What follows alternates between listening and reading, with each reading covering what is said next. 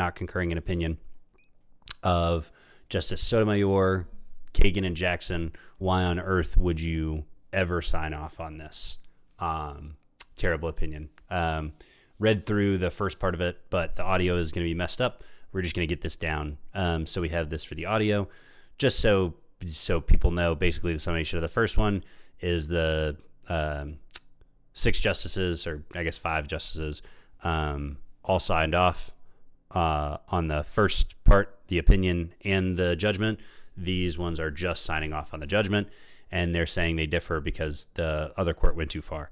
I say they all fucked up, and especially these 3 for signing on with it, because it's very clear from the wording and the way that they write this that the only reason they did do this is they were afraid of what states might do, and it kind of being a crisis of, oh, well, we can throw people off the ballots only if you do due process of law. So we'll kind of see that as we go through, and we'll do it pretty quick. Sorry, audio issues. Still catching up with everything. Let's double check it again. Yep, we're doing good. So we'll rip through this real quick, and hopefully, we will stop having audio issues. Probably not anytime soon, though. So we'll see. All right. Quote, "If it is not necessary to decide more to dispose of a case, then it is necessary not to decide more." End quote. Dobbs v. Jackson, Women's Health Organization 597, U.S. 215, 348, 2022. That fundamental principle of judicial restraint is practically as old as our republic. This court is authorized, quote, to say what the law is, end quote, only because, quote, those who apply a rule to particular cases must of necessity expound and interpret that rule, end quote. Marbury v. Madison, 1803. Today, the court departs from that vital principle, deciding not just this case, but challenges that might arise in the future. In this case, the court must decide whether Colorado may keep a presidential candidate off the ballot on the ground that he is an oath-breaking insurrectionist and thus disqualified from holding federal office under Section 3 of the 14th Amendment. Allowing Colorado to do so would, we agree, create a chaotic state-by-state patchwork at odds with our nation's federalism principles. This is the cowardly part. They are saying that create a chaotic state, basically because it would toss up some shit and it would cause some confetti. We don't want to do this, but it's better to have a little bit of confetti than a bunch of, people burning down the library. We can live with a couple of things getting messed up and a couple extra bit of litigation. The end of democracy we cannot live with. And it's so funny. We read through the first part. We didn't catch it on there, but it's so funny to hear them talk about this case. One of the big things that they said is there's not any precedent for this. You can't have a state taking a federal candidate off a ballot. There's just no precedent for it. But then they go and invent a whole bunch of shit for the Trump v. United States one. Never forget that. So we did pull a bunch of stuff from it. We did read through it, but some of the stuff got messed up on audio. So we're just going to put this back on audio. That is enough to resolve this case. Yet the majority goes further. Even though, quote, all 9 members of the court, end quote, agree that this independent and sufficient rationale resolves this case, which it doesn't, 5 justices go on. They decide novel constitutional questions to insulate this court and the petitioner from future controversy. Although only an individual state's action is at issue here, the majority opines on which federal actors can enforce Section 3 and how they must do so. The majority announces that a disqualification for insurrection can only occur when Congress enacts a particular kind of legislation pursuant to Section 5 of the 14th Amendment. In doing so, the majority shuts the door on other potential means of federal enforcement. We cannot join an opinion that decides momentous and difficult issues unnecessarily, and we therefore concur only in judgment. This is a mistake. The first part, if you weren't around for it, is riddled with the concurring justices, the Republican justices, all saying, hey, everybody agrees on this, everybody agrees on this, everybody agrees on this. So you saying here down in this part that no one's going to read that, oh, yeah, well, we can't sign on. You already did. Everybody took it for a sign on. You agreed. Part 1. Our Constitution leaves some questions to the states while committing others to the federal government. Federalism principles embedded in that constitutional structure decide this case.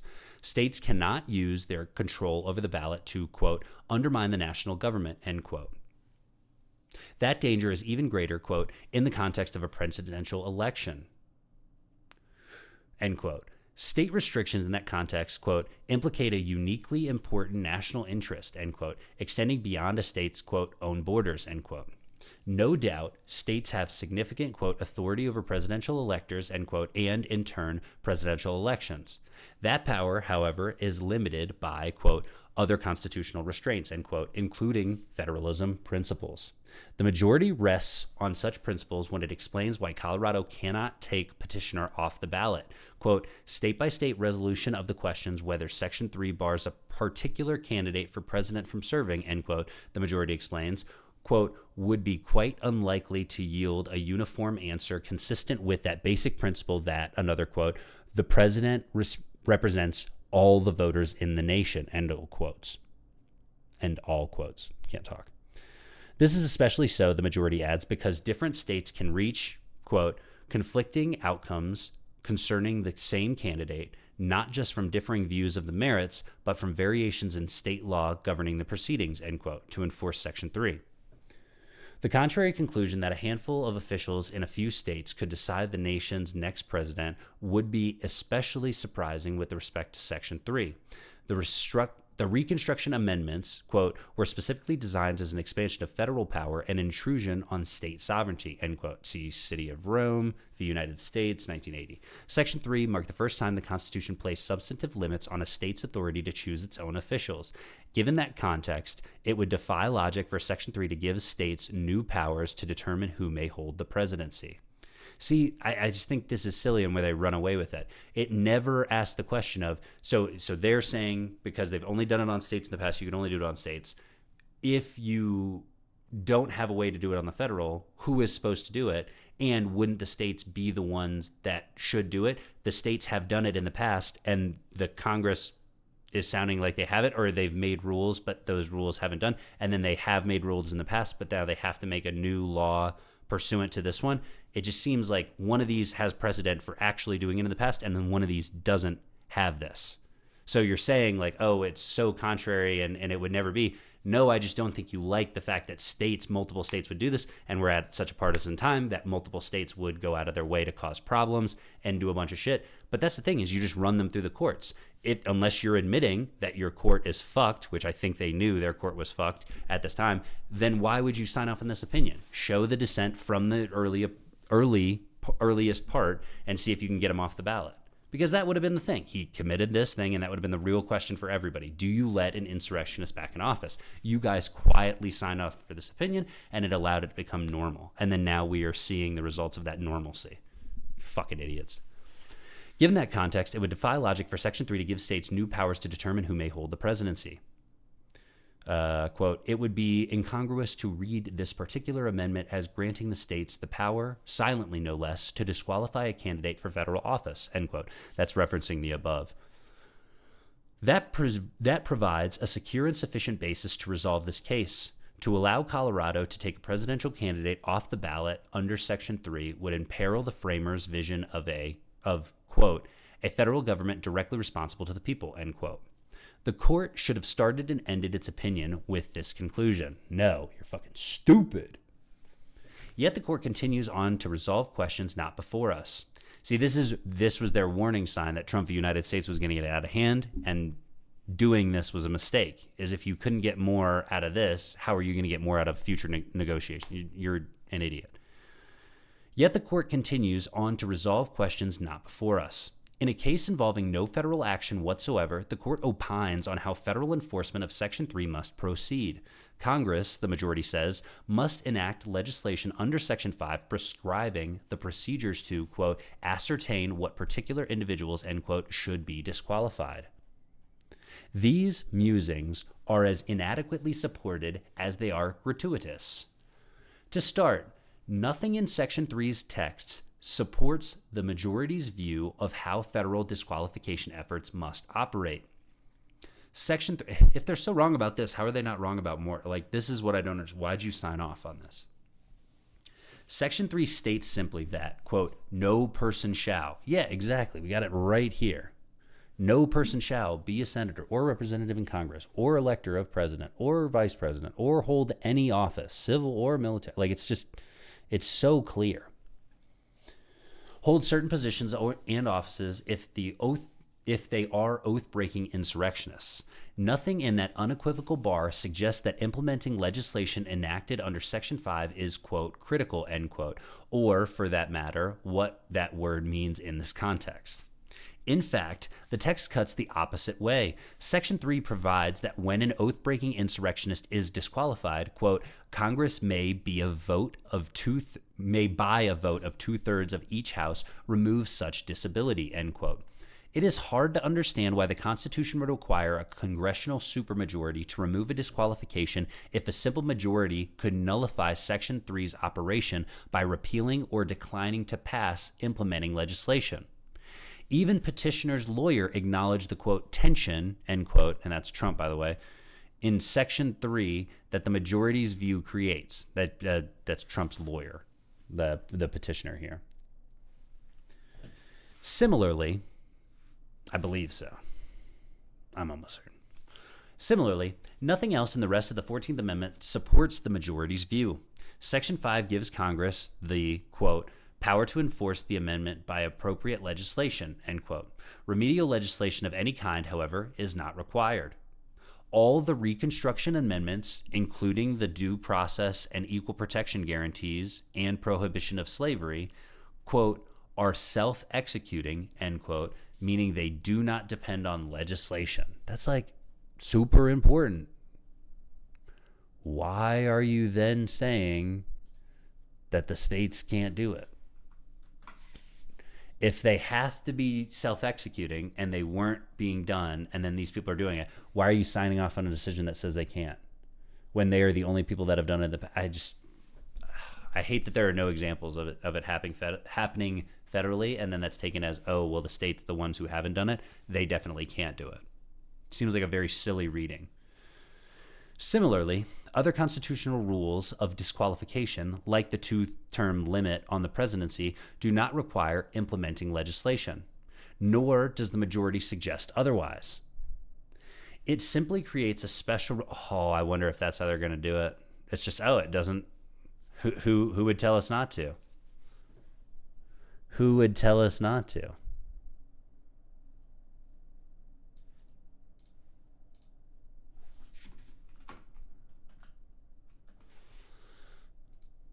Gotta love it.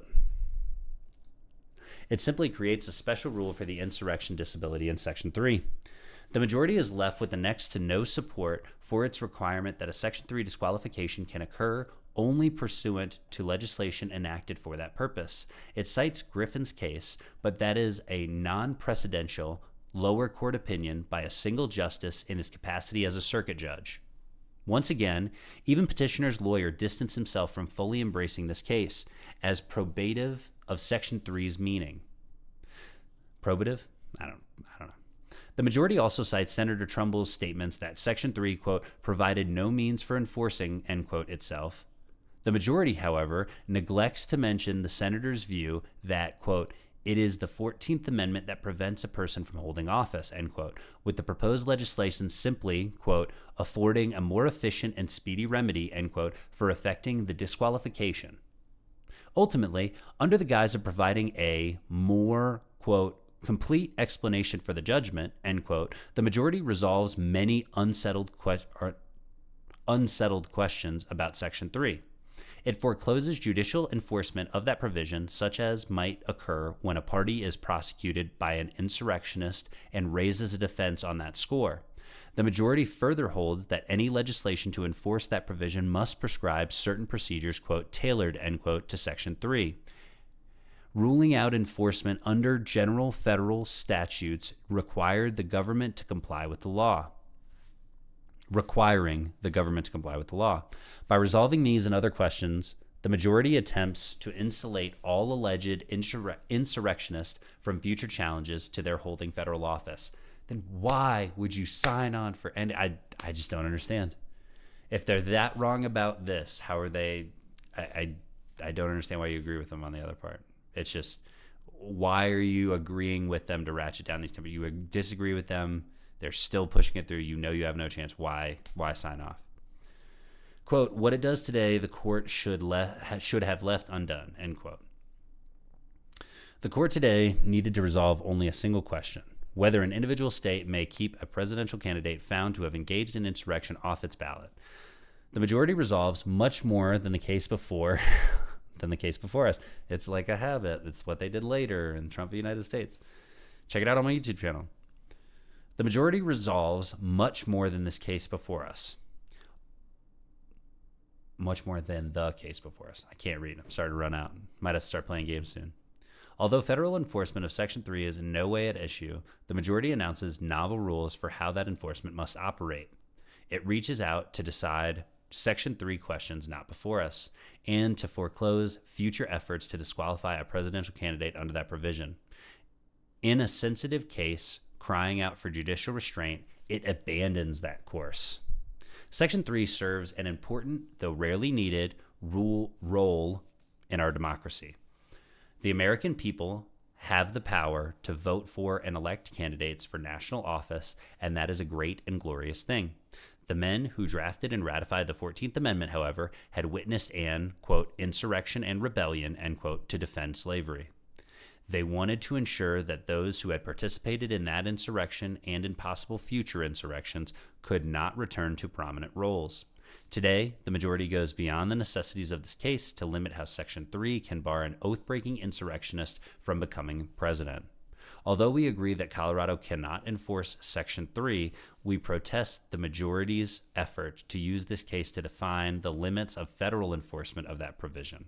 Because we would decide only this issue before us, we concur only in judgment. It's just so silly to concur there. And I think it's going to be, the justification that's given is weak. Like, even their justification for it is we think it would be chaos. It would be chaos. Humanity. The humanity. Allowing Colorado to do so would, we agree, create a chaotic state-by-state patchwork at odds with the federalism principle. I feel like this is just some slippery slope nonsense.